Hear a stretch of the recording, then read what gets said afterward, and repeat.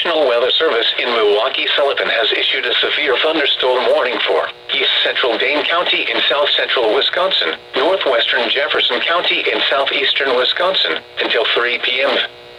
At 2:16 p.m., a severe thunderstorm was located over eastern Madison, moving east at 35 miles an hour.